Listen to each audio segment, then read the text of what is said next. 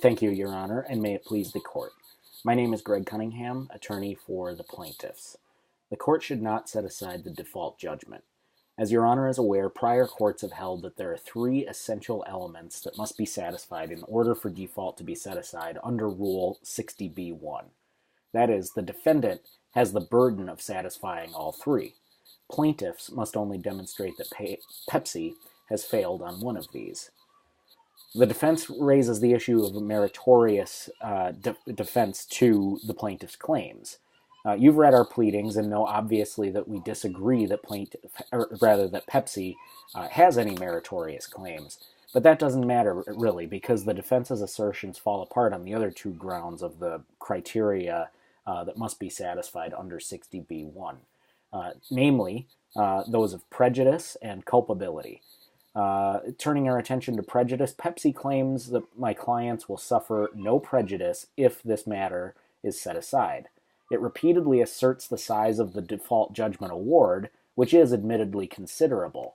But this actually works against the defense's argument. The size of the award has attracted public and press attention, and setting the award aside will do likewise, and accordingly cannot help but result in prejudice. This is particularly salient given the defendant's incredible amount of resources it may bring to bear in the court of public opinion well before the matter is adjudicated in a court of law. Second, turning to culpability, the defense admits that it had processes in place that failed.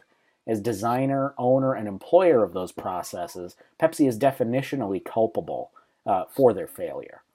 Moreover, the defense correctly points out that it was only able to quickly respond to the court after entry of the judgment, demonstrating its capacity for alacrity, despite the size and nature of its operations. That it simply wasn't able to do the same upon service is insufficient in the absence of good cause, an explanation of which Pepsi has not advanced. Finally, Your Honor, the defendant uses the language of Rule 60b-1 to seek to justify its neglect. For example, it claims that because the size of the judgment was surprising, that it therefore satisfies the element of surprise as defined in the rule. This cannot obviously stand. If the court accepts Pepsi's logic, all parties would then be perversely incentivized to ignore process and claim surprise after the fact upon entry of a default judgment.